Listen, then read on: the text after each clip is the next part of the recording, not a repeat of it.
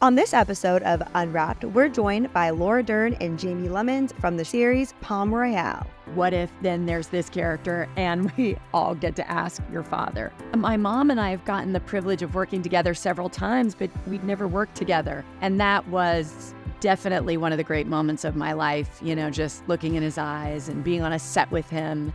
It was incredible. The highlight of my career to get to watch her do that with her dad.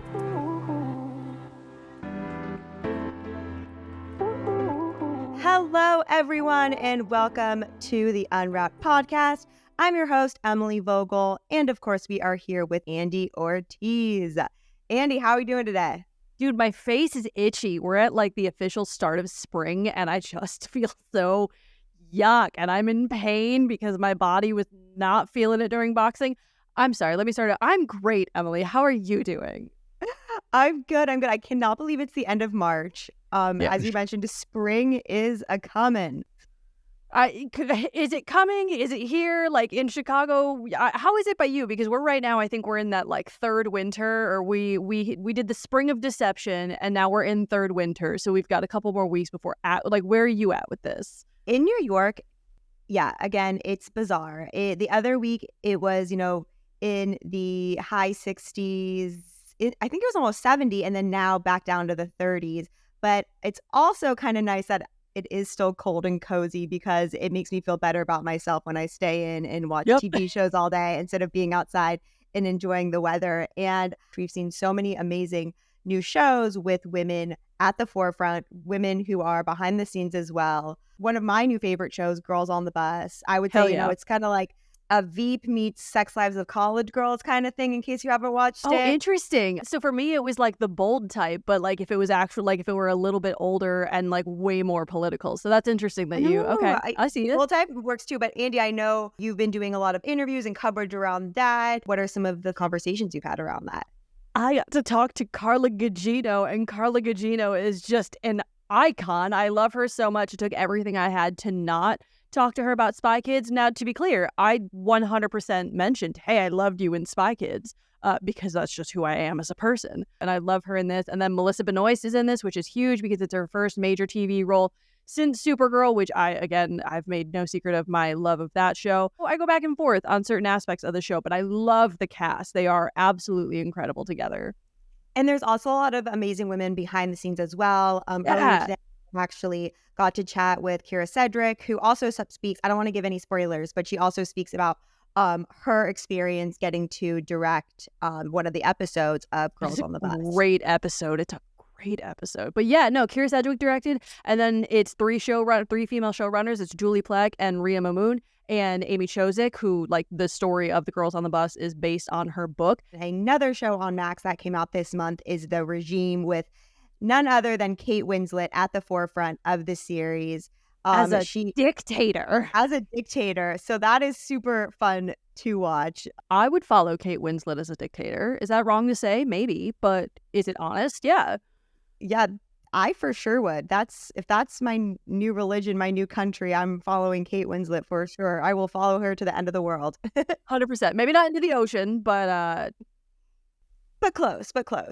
Come on, that was a good joke. You didn't even give me a chuckle, Emily. Another amazing one is the new season of Girls 5 Eva just came out. We had the amazing cast, Sarah Bareilles, Busy Phillips, Paula Pell, and Renee Elise Goldsberry on our podcast last year, and they are so cool, so be sure to check that out. We also, hang on, I got to cut in here because I'm going to flaunt this every chance I get. We also spoke to Renee Elise Goldsberry solo at one point because we've talked to the ladies of Girls 5 Eva a couple times, and they're lovely every single time. But during one of those times, Renee Elise Goldsberry promised to adopt me. The paperwork hasn't come through yet. I've got the evidence of it. And so happy early Mother's Day, fake mommy. While you were talking, I think I just got the Kate Winslet ocean joke. Was that a Titanic reference? Yes. Oh, I get it now. Okay. Full circle. Coming back. Proud of you. Okay. You got there.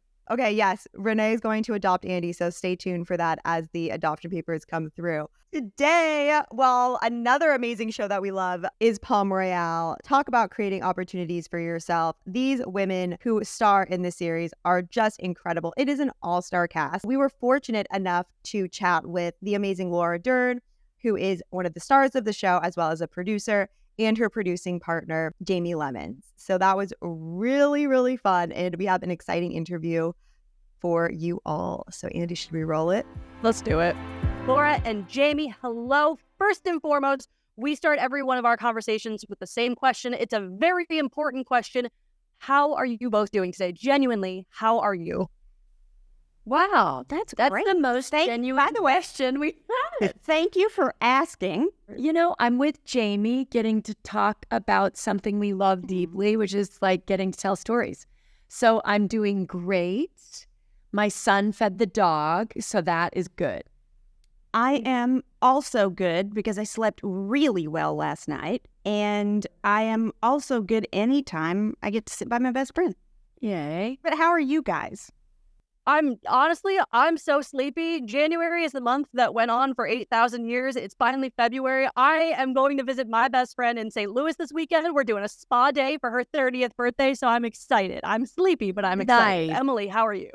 I'm doing good. I'm excited to chat about the show because my parents just moved to like the Palm Beach area. So I've seen the whole show. I'm obsessed with it, and I'm so excited to chat with y'all. Oh my goodness, that's gonna be amazing to hear your lens, given that you have family there.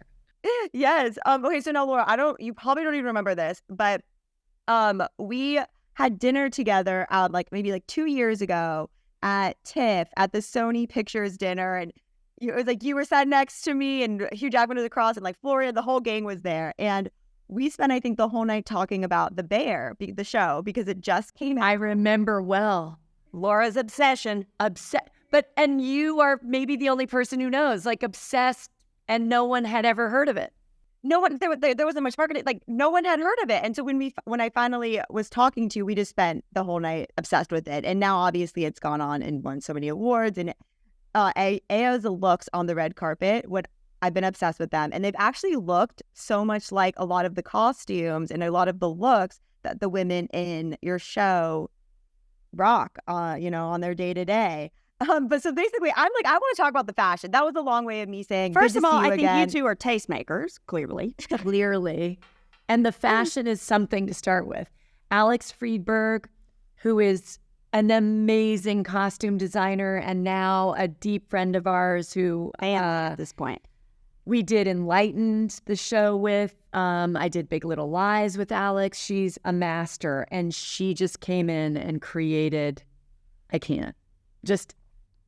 genius. Works of with art every look. that could be displayed in a museum. Every piece, hand sewn. They're extraordinary. All the way to the turtlenecks on the gentlemen who work at Grayman's. Yeah, the Grayman's assistants at Seal Chapman's are designed by Alex. I mean, her sketches for the show could be framed and put all over your walls. She is a genius on a level that is indescribable, as is John Carlos, our production designer. Incredible. Who essentially built everything you saw. He's unreal. Yeah.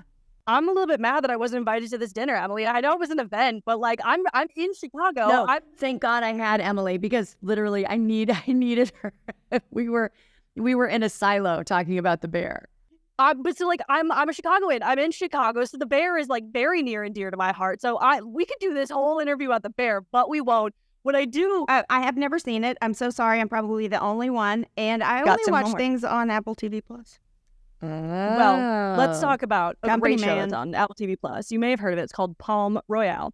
Jayme, I want to ask you, because in 2024, I really want to know what attracts you to a period piece, right? Because like when you think period pieces, some people are going to think shows like Dickinson, like way back kind of period. But the 60s, they're a period piece at this point. So what is it like making a show set in the 60s in 2024? Like what makes you want to do that? Yes, it's set in 1969, but if you sort of remove the exterior, if you think about the themes and the issues that these women and the people in Palm Beach at that time are dealing with, truly it could be 2024, as sad as that kind of is. And it sort of is a look, if you look at it through that lens, it's kind of cyclical in terms of our politics and our history and our culture and how we interact with each other as people. And, we got to dress that all up in a really beautiful wedding cake of a show. And whether the longing of belonging that you cling to is your country club or the number of followers you have, there is no generation and kind of no age that we don't relate to that part of us who wants to be seen and fit in. And, you know, the moral choices we will have to make at what being true to ourselves means and how to stand by that despite whether you are in or out of some club you think you're supposed to be a member of. Yeah. You know, when you say so many things haven't really changed between then and now, and I think what really resonated for me in that sense was when there are several issues that are addressed, whether that be abortion or gay rights, and obviously throughout the past couple of years, we've seen a lot of backtracking on that.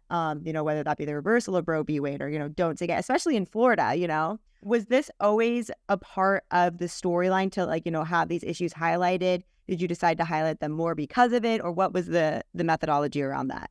It definitely was always a part of it for me and Laura, for sure, because when we read the book, we loved the book and we loved the complications and the women and the world a lot, but we really saw it as an opportunity to expand a conversation into a show that we as producers like to do with the projects we make. And we, you know, as a company, as partners, Laura and I, for example, made an animated short film that addresses the gun safety issue in the U.S. And we made a documentary about Obama's chief White House photographer, Pete Souza, and his commentary sort of on the political landscape in this country. And we made a television show that was adapted from Cheryl Strayed's book, Tiny Beautiful Things, that addresses so many issues that are relevant to women in this country. And so I think, you know, for us, the conversation, whatever that conversation is that we're having, I think art is an opportunity for us to say something that isn't like teaching a lesson necessarily. Especially in comedy, which Yeah. is the great luxury of comedy. Yeah. I don't often react audibly when I'm watching a show in my room by myself, but I literally like spoke to my screen on this one. And it's a line that you have, Laura, where you say, it's something along the lines of, if we have these conversations now in 20 or 30 years, our daughters won't have to fight for their rights. And I just sort of sat for a second and I was like, oh my God, like I'm literally talking to an empty room. I really want to know, just from an acting perspective, when you're reading that in the script, when you're acting it out, how does that hit you? Because it hit me like a bus. Because we are still having these conversations 20 and 30 years later. Well, it's amazing when you get to be a producer on the project, so that we were in the space of all creating this together and feeling like you found a way as collaborators to say it so directly, because it's, again, kind of framed in this comedic absurdity. And it hits so hard. I mean, when we filmed it, the idea of it made everyone laugh. And when we filmed it, my fellow book club cast, and we were starting to cry. There were was crew just, members who were like, crying. not just about that issue, but about all issues. That, as Jayme said, it's cyclic. You know, that we find ourselves with a win. We find ourselves waking up to each other. We finding community instead of being in the divide, and then we're right back there again, which is why choosing that time period and choosing Palm Beach was so interesting to us. Absolutely. And one thing Emily hears me say it all the time that we talk about a lot is you can always tell when women are at the helm of things, and there's so many like incredible females at the helm of Palm Royale. So that's also why I think it hit, because it's very like, it's just a real conversation. But on the flip side of that, one other aspect that I really enjoyed, Kristen Wiig's character. Laura, you come up against her, and your character is obviously a feminist in the show. Kristen Wiig, not so much, or at least she doesn't think that she is. That's a real thing that happens. There are women that existed like that. There are women that still exist like that. I would love to know what acting out those conversations with her, having her kind of not bite back, but like fight back. I would love to know what that unlocked for you just as a person. Well, again, while producing it, we wanted to find a way to have sisterhood be something found and earned despite differences, because that is something also we've lost. We know how divisive it's been, particularly in our country in these last years. And so the idea of having a lead protagonist who's like, what are you doing? That, I'm just going to follow my man and, fulfill his goals as my goals. It was just a fantastic lead at the center of a female ensemble mostly. And being in those conversations, and bringing Kristen into it and asking her to play the role and having her as a fellow producer, it was just so fun to play out people who aren't seeing each other, who have both of them, both sides, a blind eye to each other and seeing each other as absurd. Was really fun to find the comedy in and a painful truth to Yeah, explore. because Linda can no more see Absolutely. Maxine than Maxine can see Linda really at the outset. There's a moment where someone in the cast looks at Maxine and Kristen Wiig's character and is like, you're a feminist, and I feel like feminism comes in so many different ways. It looks so many different ways. It can come across in so many different ways. What would you consider feminism to be? I mean, not to overuse the word because I just used it, but I think to be a true feminist is to be in community with your equals, no matter who that is. And I think anytime we're talking down to the other, we're kind of screwing ourselves. So that's what it's becoming to me.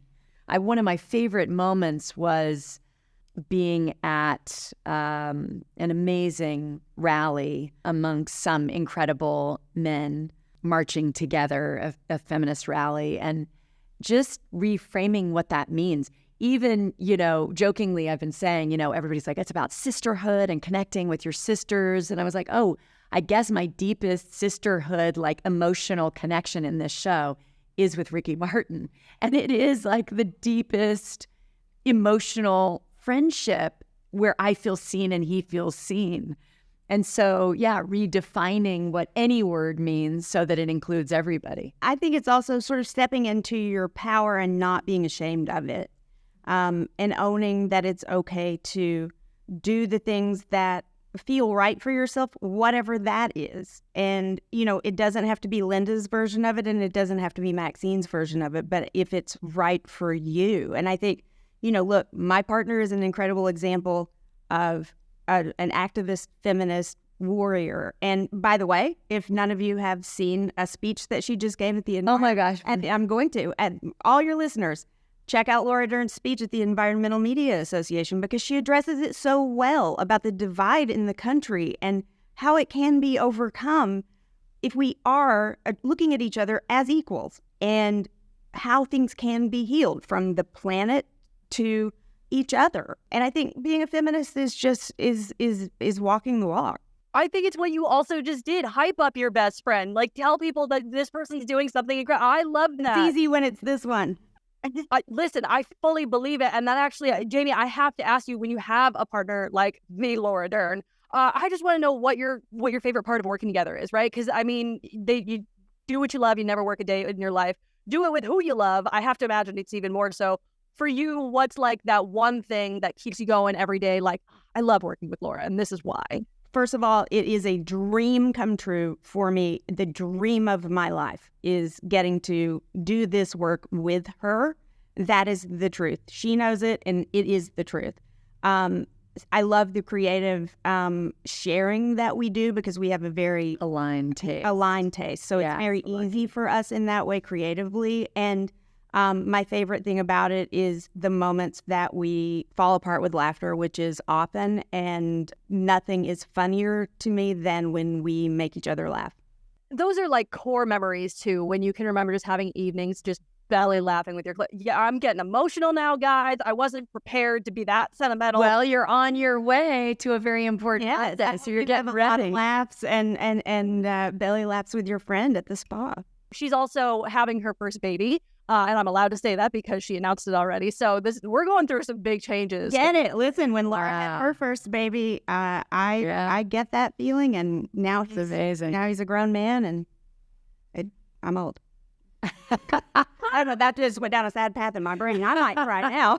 It's fine. Time isn't real. Laura, I want to ask you, we talk about working with friends and whatnot, but also, obviously, you got to work with family. Your dad pops in for an episode. I want to know what working with him is like. At this stage in your career, he's your dad. I would like bringing him in and making it a family aspect. What was that like for you? A dream beyond compare, and a dream that could happen if you have Jayme and Abe Sylvia and Tate Taylor there saying, oh my gosh, what if then there's this character and we all get to ask your father? And I immediately, I guess, became the protective daughter because I was like, he's on a movie. He might not want to. Like, I didn't want him to feel You were the hardest girl to cross. But let's get it. The fact that he, said yes and said yes because my mom and I have gotten the privilege of working together several times, but we'd never worked together. And that was definitely one of the great moments of my life, just looking in his eyes and being on a set with him. It was incredible. The highlight of my career to get to watch her do that with her dad. I don't say that with any embellishment at all. It was. Well, going off of that as well, obviously in the show, one of Linda's big issues that she kind of has to overcome is this burden of being who she is and being a part of her family and, wanting to change her last name. With, the last name Dern, was there added pressure when you were coming into the industry because you had that last name? Or did you ever consider changing your last name? Nepo, baby. I didn't, and it's interesting because as I came up, I had a couple of friends who did change their names because it's both parents, and I am my father's daughter, not son. It's an interesting dynamic. My two friends who did change their names are both boys. For me, I just never thought about it. I feel incredible pride about being the daughter of my parents, their work ethic, their commitment to their craft, their love of story, their love of community in their crew. They both are actors who get ready and go right to set and grab an apple box and sit on it and spend the day there because they're part of a team making a story. It's just an amazing way to grow up. And I hope I've learned even a little bit of that and carry that with me because they're so incredibly impressive in their professionalism. So I aspired to be like them. And in fact, I carried, there wasn't even a term Nepo baby then, but I carried, being their daughter with pride, knowing in my case, like, as my dad would say, I hope you don't lose jobs because you're my kid. So I was never too worried about getting a job. I was just hoping I would be my own person.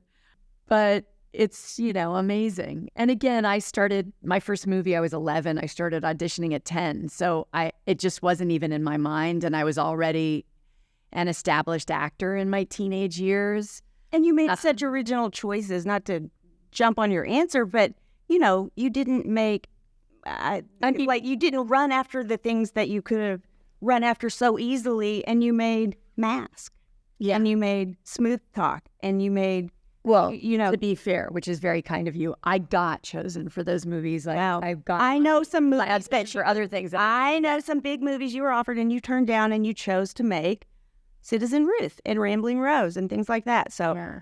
But it's hype man. It's an amazing thing to be the daughter of parents and then be beside them at work. Is just, for any of us who've had the privilege of working alongside our parents, doing whatever we do, it's a radical and unparalleled experience for sure.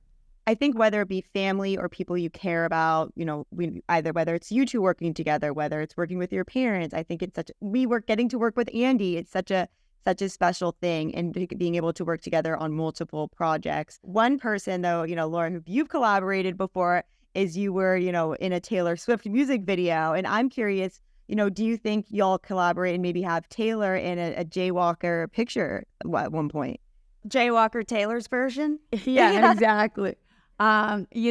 Listen, wherever she wants to go, I'll show up. I love her. And she is a real deal on top of everything else amazing that she does, and is a real deal filmmaker, which I got to experience firsthand. So I'm excited to watch that part of her journey wherever she continues to take it, amongst everything. I love the support happening in this room. I kind of, Jayme, want to hire you to be my hype woman. Happily. You're really good at it. You have to pay her, which happened about 10 minutes before this interview. She's good for it. I get, it's Venmo only. We're getting very, very close to our time here. So I want to pose this question to both of you. And Laura, I'll start with you. You're a legend. You're an icon. You've done so many incredible things at this point, and you still keep going. Like, you still clearly, both of you still clearly have such a passion for what you do. And if I may get very, very broad right now, I would just love to know, and it's going to be hard to narrow down, I'm sure, but like, what is it about acting, about producing? Like, what is it about your job that still brings you such joy? I have a few things to say. One, my parents are in their 80s and they are desperate to work every day. They love it. They're both still working actors, very in love with their craft. And I pray to have that kind of passion and purpose for the rest of my life. And I certainly do. And our climate, our home is a deep passion. And any way I can continue to learn about, guide, restore, heal, be a participant in this larger global community to take care of Mother Earth is super exciting and impassioning, just like acting and producing and storytelling. And hopefully we'll get to tell stories in and around that subject matter. And 3, when you were asking, let me ask you one more question. I thought you were going to say, okay, now that we've had a little time together, how are you really? And we were going to be like, you know what? Not great. This is not an easy day. At the end of an interview, does that ever happen? Let me just ask, how are you really? Exactly. Not great. Well, but I mean, Jayme, what brings you joy in what you're doing? What is that biggest piece for you? That's a great question. And I used to wrestle a lot with the purpose of it. And I knew that I loved doing it. And I knew that I loved doing it with Laura. But part of me was like, I mean, we're not curing cancer. I should go join the Peace Corps. Oh, okay. Well, I mean, great. We're not curing. We're not. But we're actually not for this anymore. How are you really? Well, I was okay until I really had to pack. Then I realized along the way that in sort of maybe the responses that we've gotten from some of the things that we've done, that it is impactful, and that bringing joy to people is of service. Telling people's stories really is of service. So I think it's a 2-part answer. One is it's foundationally there is service in it, and creativity in itself is a service. And secondly, the most joyful day I ever had was very early on in doing this. And I remember getting the call that a piece of IP that I had been tracking and trying to find, and we'd never optioned anything before. And I was very, very early on in my career, never produced anything, that we were going to be able to option this piece of material. And I remember hanging up the phone in my little apartment and screaming like you see on the movies, like that dance by yourself where it's just like, yes, it was everything I ever wanted, and feeling that joy. And it makes me emotional, but I still feel that sometimes. And I'm going to cry.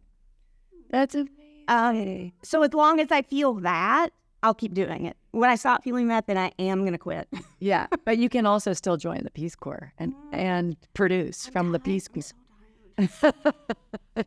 Well, I am so sorry for ending this interview, making you cry, but Jayme, Laura, that is our time. Thank you so much for taking the time to talk with us today. We love you both. We're such fans of you both. Thank you for this great show. Congrats on this show. You too. You both. And hopefully we'll see you in person soon. I hope so too. Stop with this virtual So nonsense. good to see you again and have an amazing birthday celebration. Yes, and snuggle that little baby Bye, when guys. he comes out. I know. And we're back, and I'm still just sort of fangirling all over them. I love them. I love friends working together. I do want to say I wore my Taylor Swift Eras sweatshirt today specifically because we talk about Taylor Swift with Laura Dern. I'm excited for whatever that future team up looks like. But Emily, I need to ask you, because some time has passed since we did that interview, obviously, how you said your parents moved to Palm Beach. How are they liking it? What is the vibe out there? Are they enjoying themselves? Are they happy with this decision? Is there murder going on? What is happening? They love it. We're in the West Palm area. It's really funny. I was actually there recently, and going back in the show, one of the main things that's discussed is the shiny sheet. And I was baffled because when I was there, I was talking to a group of my mom's friends, and they were talking about the shiny sheet. And really? I had no idea that the shiny sheet actually exists and continues to be a thing nowadays, about the who's who of what's going on in Palm Beach and Is the it area. like an actual physical, like, were you able to see the shiny sheet, or was it just like they were just talking? They were just talking about it. Like, they were just talking about the news and did you read the shiny sheet and all of that. I was so baffled. That's such a funny sentence. Did you read the shiny sheet? Like, to say that seriously to someone in 2024 makes me giggle a little bit, but that's so funny. I love that that's still a thing. Listen, this is the beauty of TV. They do their research. Things are real. Everything on TV is real, and you can quote me on it. Please don't. Well, thank you all so much for tuning in to our episode of Unwrapped with the amazing Laura Dern and Jayme Lemons. We will see you next time. In the meantime, please be sure to follow us on Instagram at TheWrap and WrapWomen. You can also check us out on our own personal socials, mine is Emily Vogel, please, on Instagram and TikTok, where we're continuing to give you some fun new recommendations and show things, so you can check those out as well. And Andy, over to you. Yeah, you've been thriving on TikTok. I am really proud of you. You can find me on TikTok at ReallyAndy, and then on Instagram it's at Really_Andy. I'm still mad at that girl. I always will be. But again, Really_Andy. It is Andy with an I. Until next time, friends, we'll see you around. Thanks, y'all.